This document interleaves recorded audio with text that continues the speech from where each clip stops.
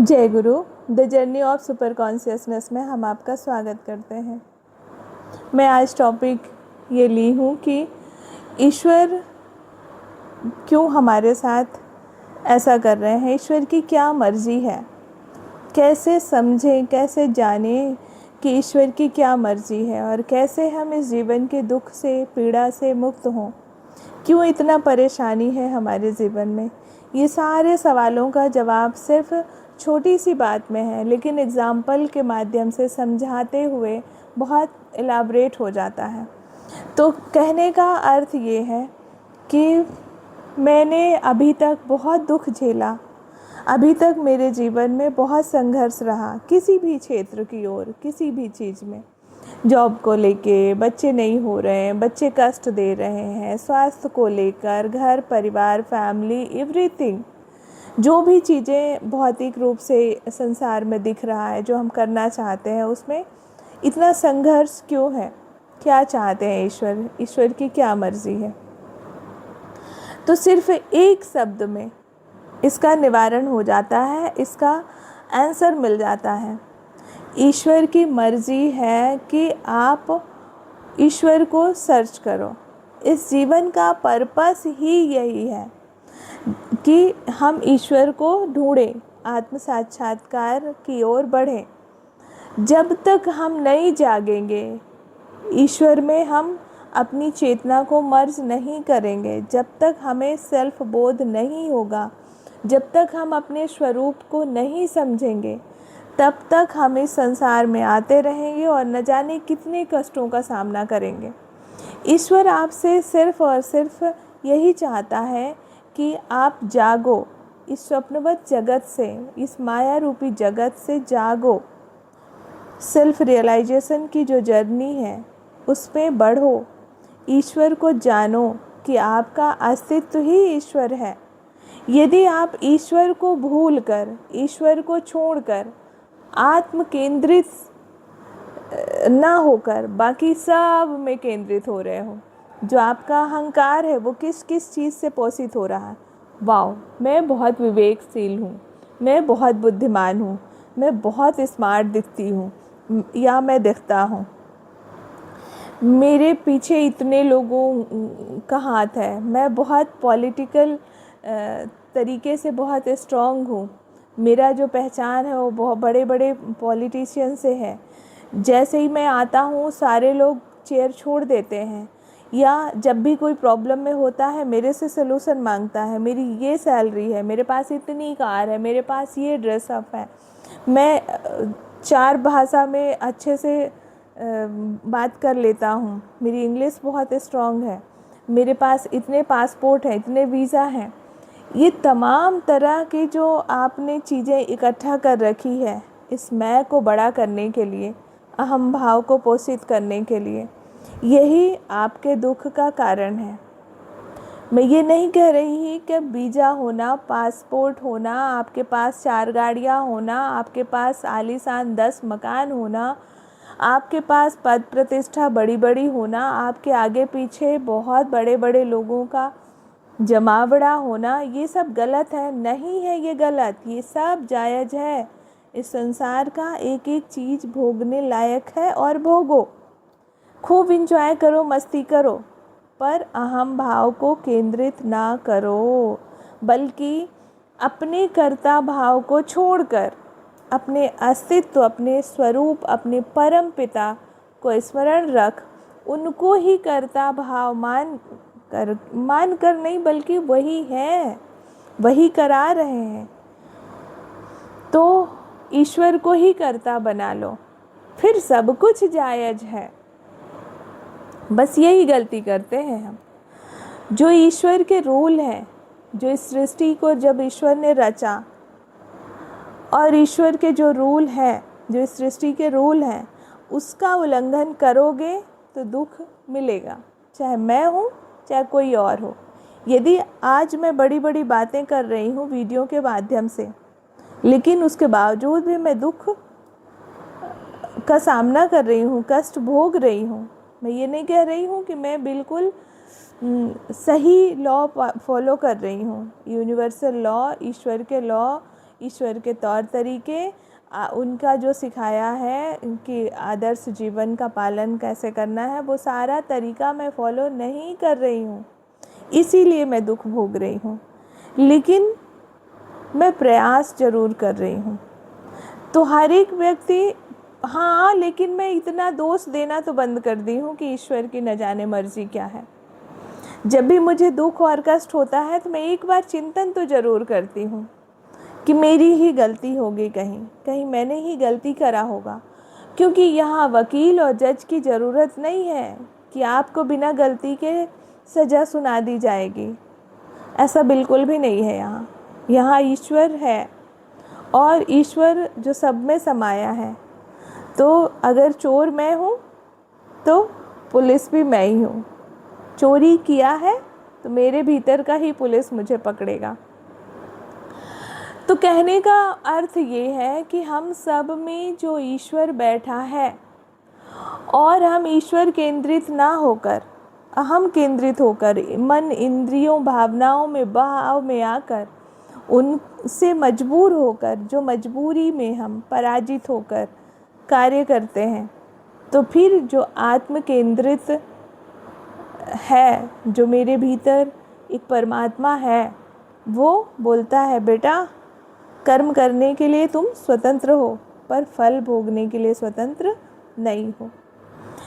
तो इस तरह की धारणा है। तो मैं ये कह रही हूँ कि आप जो भी कार्य कर रहे हो, जितना अच्छा कर रहे हो, जो भी कर रहे हो, अच्छा से अच्छा, बुरा से बुरा, आप चेक करें कि क्या अहम भाव केंद्रित होकर कर रहे हैं। आपकी जो भावनाएं हैं वो अहम पर केंद्रित होकर कर रहे हैं कि मैं कर रहा हूँ, मैं। इस मैं का ही सारा प्रॉब्लम है। यदि आप हर चीज़ को मैं केंद्रित होकर करते हैं तो सब अर्थ का अनर्थ हो जाता है। यदि हम भक्ति भी कर रहे हैं ना, भक्ति में भी मैं आ गया कि मैं भक्ति कर रहा हूँ, मैं।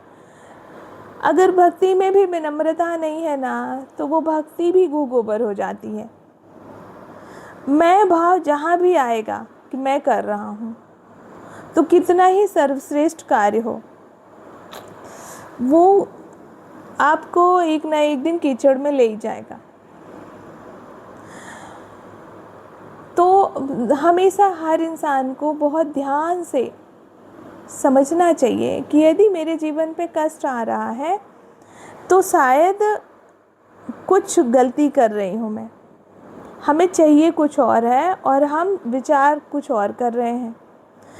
हमें अस्पष्ट नहीं है, हमारे भीतर ही क्लैरिटी नहीं है किसी चीज़ को पाने को लेकर। यदि आप जॉब पाना चाहते हैं तो जॉब के आगे पीछे क्या विचार कर रहे हैं आप?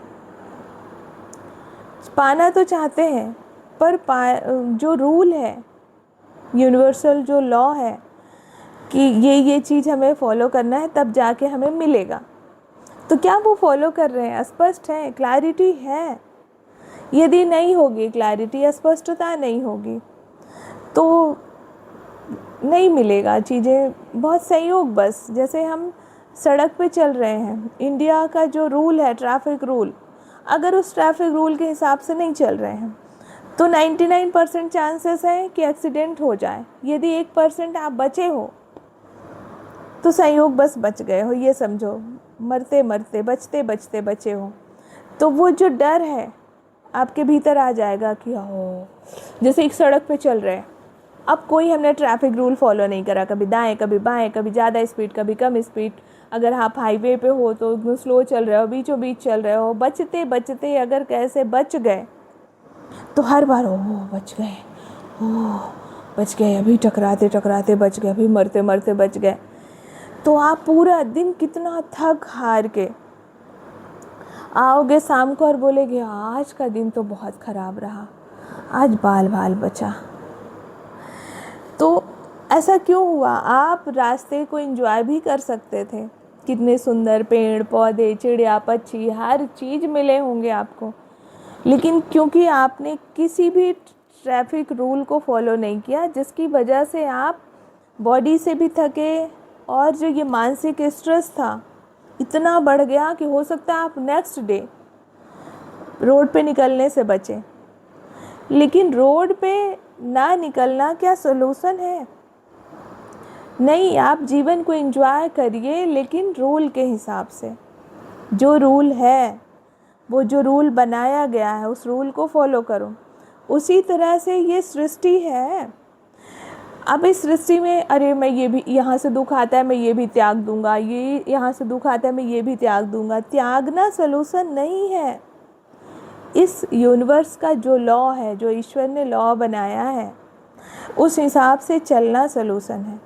आप इस सृष्टि में रहकर हर चीज़ को एंजॉय करिए और करने का मौका भी मिलेगा। जैसे मैं किसी रास्ते पे 100 किलोमीटर की दूरी पे निकल रही हूँ, तो मुझे न जाने कितने दृश्य मिलेंगे जो बहुत सुंदर होंगे। अभी तो बारिश का मौसम है, काफ़ी हरियाली, कहीं बारिश होगी, कहीं कुछ होगा।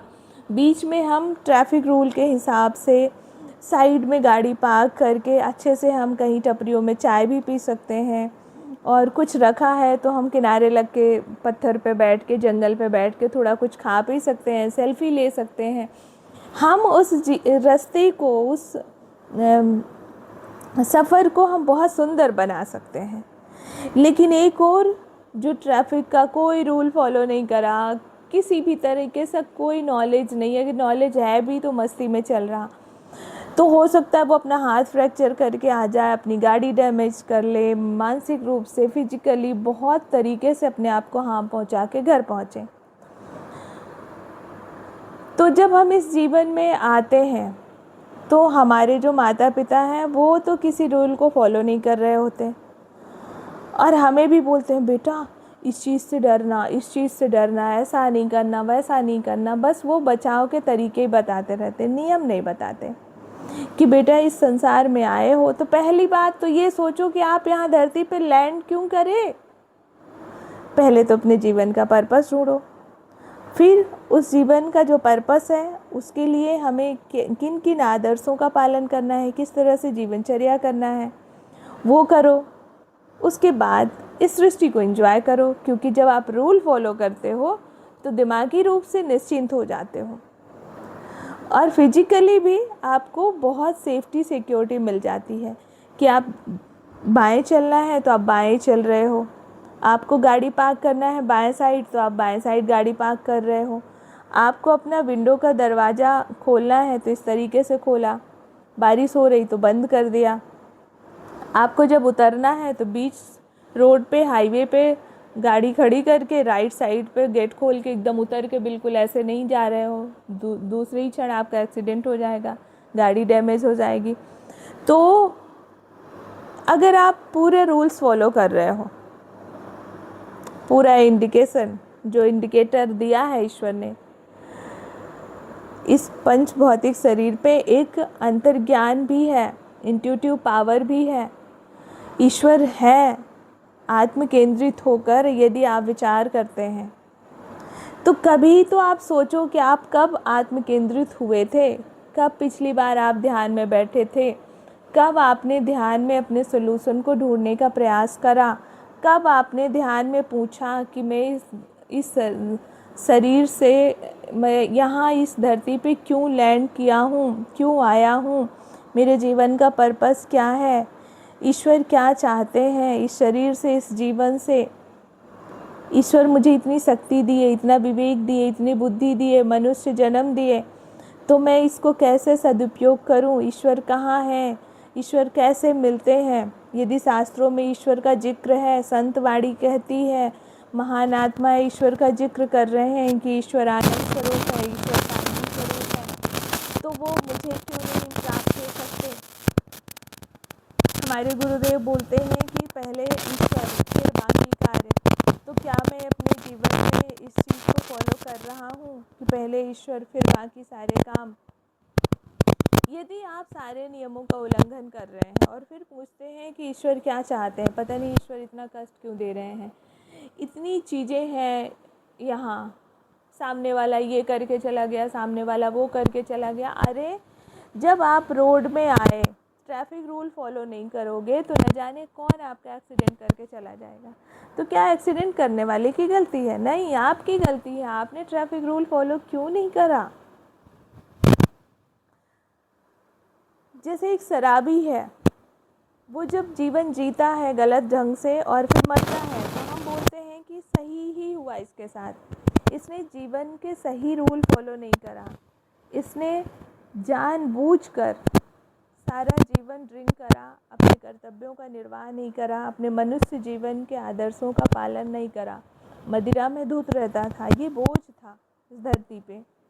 ठीक ही हुआ चला गया। हाँ, इसके बीवी बच्चों को बहुत दुख हो रहा, बट ठीक ही हुआ। इसके रहने से भी कौन सा सुखी थे। उसी तरह से यदि हमारे अंदर जो भी दुख और कष्ट हो रहे हैं, महान आत्माएं पता है क्या बोलती हैं? यदि तुम ईश्वर को भूलकर जीवन जी रहे हो तो अच्छा ही हुआ कि तुम्हारे जीने या नहीं जीने से क्या फ़र्क पड़ता है। तो ये संपूर्ण सृष्टि, यदि कोई इस चिंतन में रहता है तो संपूर्ण सृष्टि उसकी रक्षा करती है। जिस तरह से एक आदर्श जीवन वाला व्यक्ति हमारे बीच से जाता है तो हम सबको दुख होता है और उसके जीते जी हम सब उसकी हेल्प करते हैं, प्रयास करते हैं कि ये इंसान बच जाए, बहुत अच्छा, बहुत नेक है। तो और जो लोग बहुत बेढंगा जीवन जीते हैं उनकी कोई हेल्प नहीं करता, करना ही नहीं चाहते। बोलते हैं वैसे भी क्या ही करेगा, बच जाएगा तो फिर कल शराब पिएगा। उसी तरीके से ये यूनिवर्स भी है। यदि आप इस चिंतन में रहते हो, यूनिवर्स के हिसाब से चलते हो, मानव जीवन का मूल्य समझते हो, तो पूरी सृष्टि आपकी हेल्प करती है। और जो लोग कभी 2-4 दिन के लिए ईश्वर का नाम लिए और चीज़ें ठीक नहीं हुई तत्क्षण, तो फिर उनने कंटिन्यूटी छोड़ दिया, तो ऐसा नहीं है। मैं जो शास्त्रवाड़ी संतवाड़ी कहती हूँ उस पर भरोसा करो और लगातार भले जन्म बीत जाए पर सही है तो करो। एक एग्जाम्पल के माध्यम से समझाऊंगी। आज मैं बहुत प्रैक्टिकली बात बता रही हूँ, आज की ही बात है। मैंने पिछले 10 दिन पहले पता नहीं कहाँ से अंदर से आया मुझे कि मैं अपनी विंडो के पास चिड़िया के लिए पानी रखूँगी।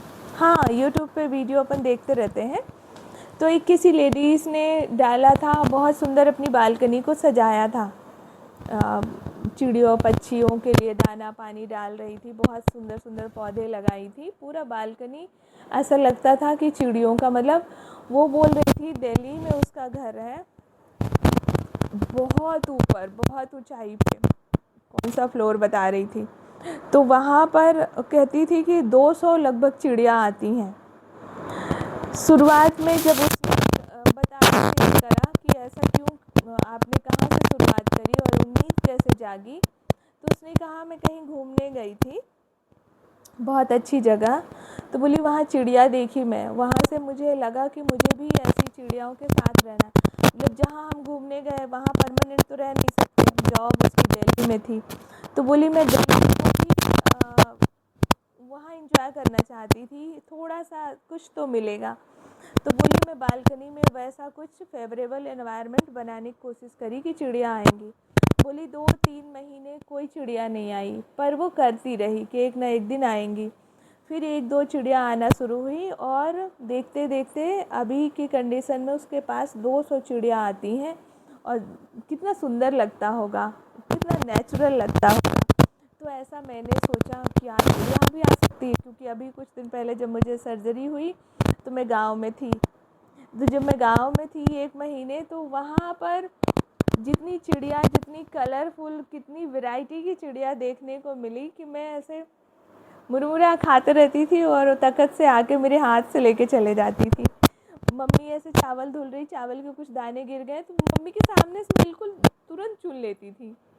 ऐसा, मतलब बाहर मम्मी ने एक चावल पका रही थी और चावल के आसपास पकाते समय चावल गिर गया दाना, वो तुरंत आके चुन के चली गई।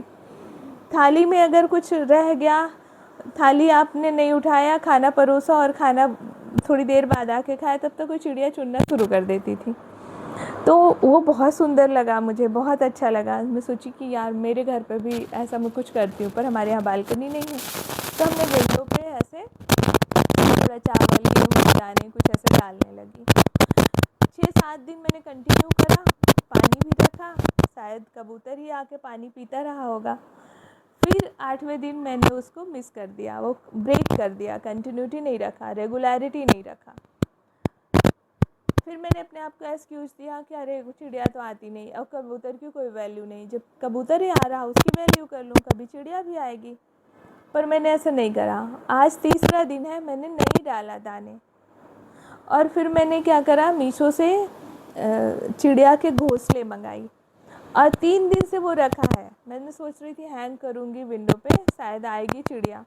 अब दाने ही डालना बंद कर दी कि अरे आती ही नहीं है। क्यों? 6-7 दिन डाला और सोच रही हूँ नहीं आती, इसलिए मैंने ब्रेक कर दिया। कितना दिन कंटिन्यूटी रखा मैंने? 21 दिन भी नहीं करा, 1 महीने भी नहीं करा। तो अब सोच रही थी कि मैं ये चिड़िया का घोंसला रिटर्न करने का मन नहीं था, तो मैं सोची मम्मी के यहाँ ले जाऊँगी या कहीं पेड़ पे ले जाऊँगी, बांध दूँगी। पर अभी भी मैं बस सोच रही हूँ, कर नहीं रही हूँ कुछ भी। फिर सोची मम्मी के यहाँ ले जाऊँगी, उस चिड़िया को घोंसले को हैंग कर दूँगी तो वहाँ चिड़िया आएगी। ऐसा विचार कर ही रही थी कि आज एक और रूबी है मेरे ही फ्लोर पे, मेरे ही ब्लॉक में। मैं उसके यहाँ गई, बैठी थी, तो बैठे बैठे एक चिड़िया आई, गौरैया जिसको बोलते हैं, बुलबुल। वो आई। मैं बोली तुम्हारे यहाँ चिड़िया? बोली हाँ मेरे यहाँ आती है। बोली कितनी चिड़िया आती? बोली 4-5 आती हैं।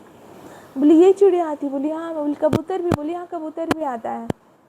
तो मैंने बोला कब से? बोली हाँ मैं बहुत पहले से आ रही हैं, मतलब मैं जब से यहाँ शिफ्ट हुई हूँ तब से मैं कंटिन्यू यहाँ दाना पानी देते रहती हूँ। विंडो के पास सेम घर है, घर में कोई अंतर नहीं है, पर उसने थोड़े तुलसी के पौधे लगाई, मनी प्लांट लगाई है, थोड़े और कोई फूल फ्लावर वहाँ पे रखी है, गमला उमला, और वहाँ पर चिड़ियों के लिए हमेशा पानी रहता है और दाना रहता है, कुछ न कुछ वो चुनने को उनको रहता है। तो वो आके वो मिरर पे अपना नोक करती रहती है, फिर वो उस पर दुपट्टा डाल देती है ताकि वो बार बार चिड़िया उस पर टकराए नहीं अपनी चोंच को। इस तरीके से जैसे ही मैंने देखा तो मेरी होप जागी। मैंने बोला मतलब तुम्हारे घर पे आ सकती है, सेम फ्लोर पे मेरे घर पे भी आ सकती है, मुझे उम्मीद नहीं छोड़नी चाहिए। तो आज जो मैंने देखा, जो मुझे डिमांड थी, जो मैं चाहती थी, वो वहाँ से मुझे होप लौटी और मैं तुरंत एक घोंसला उसको दी कि तुम अपने घर पे हैंग कर दो, एक मैं अपने घर पे हैंग करूँगी। तो ऐसा रहा मेरा आज का दिन। मैं ये कह रही हूँ कि ईश्वर भी आएंगे, मतलब आएंगे नहीं हैं ही, पर जो इंट्यूशन पावर है, जो आत्म केंद्रित होना, कर्ता भाव को छोड़ना, ये सब होगा। ये स्थिति, ये मना स्थिति, ये भाव स्थिति होगी। लेकिन निरंतर आप जब इस चिंतन में डूबे रहते हो, जब प्रयास करते रहते हो, कंटिन्यू प्रयास नहीं छोड़ते, यदि आपका मार्ग सही है, आप सही दिशा की ओर जा रहे हो, शास्त्र के हिसाब से जो उनने अनुभव किया है। जैसे मैं अगर उस रूबी के घर पे मैं वो चिड़िया नहीं देखती तो मुझे होप नहीं आता कि मेरे घर पे भी चिड़िया आएगी। पर मुझे तुरंत गलती समझ में आई कि आज तक मैंने कभी दाना पानी दिया नहीं, और दिया भी तो 6-7 दिन से ब्रेक कर दिया। तो गलती समझ में आई, उससे मुझे सीखने को मिला, और उम्मीद तो 100% आ गई कि कभी ना कभी तो चिड़िया आएगी। उसी तरह से अगर मुझ में उम्मीद की कमी है तो हम शास्त्र उठा के पढ़ लें, संतों का जीवन पढ़ लें कि किस तरह से उनने जीवन जिया, किस तरह से वो अपने अनुभव शेयर करते हैं, और अपनी आँखों से देख लें कि उनका जीवन कैसा है। और अगर हम उस रूल्स रेगुलेशन को फॉलो कर सकते हैं तो आपके जीवन में भी वो आनंद की अवस्था आएगी।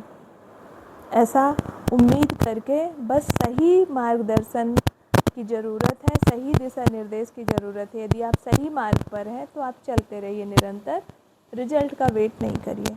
जैसे चिड़ियों का आना मेरे लिए भाव है कि चिड़िया मेरे घर पर भी आए, पर उसके लिए मुझे शर्त है कि रोज़ दाना पानी रखना होगा। यदि मैं दाना पानी नहीं रखूँगी तो चिड़िया कभी नहीं आएगी। चिड़िया ऐसा नहीं, चिड़िया है नहीं कि आ नहीं सकती, क्योंकि रूबी के घर में आती है, मतलब है भी और आ भी सकती है। उसी तरह से ईश्वर है, ईश्वर का अस्तित्व ही है, एकमात्र ईश्वर का अस्तित्व है। वो सबके अनुभव में नहीं आते, पर कुछ लोगों के अनुभव में आते हैं, जो उस अनुभव को पाने के लिए आदर्श जीवन का पालन करते हैं, जो इस यूनिवर्सल लॉ को फॉलो करते हैं, जो अपने मानव जीवन के गुण धर्म को अपनाते हैं, उनके जीवन में, उनके अनुभव में ईश्वर आते हैं। तो ईश्वर का अनुभव सबको चाहिए, बट जो रेगुलर जो करना है, ध्यान करना है, जप करना है, ध्यान करना है, इस चिंतन में रहना है, उसको नहीं करोगे तो नहीं आएंगे। इतने सुंदर एग्जाम्पल के साथ मैंने अपनी बात रखी है। प्लीज़ जो लोग भी ये अगर एक पल के लिए भी ख्याल आता है कि मेरे जीवन में कष्ट क्यों है, तो मुझे देखो कि क्या सुधार करने की आवश्यकता है, कहाँ पर मैं सुधार नहीं कर रहा हूँ। यदि आपने सुधार कर लिया है और आप सुधार कर रहे हैं निरंतर, तो सही मार्ग पर है। यदि कष्ट आ रहा है तो आने दीजिए, उसको सह लीजिए, बर्दाश्त कर लीजिए और निश्चिंत रहिए कि आप सही मार्ग पर हैं। Thank you. जय गुरु।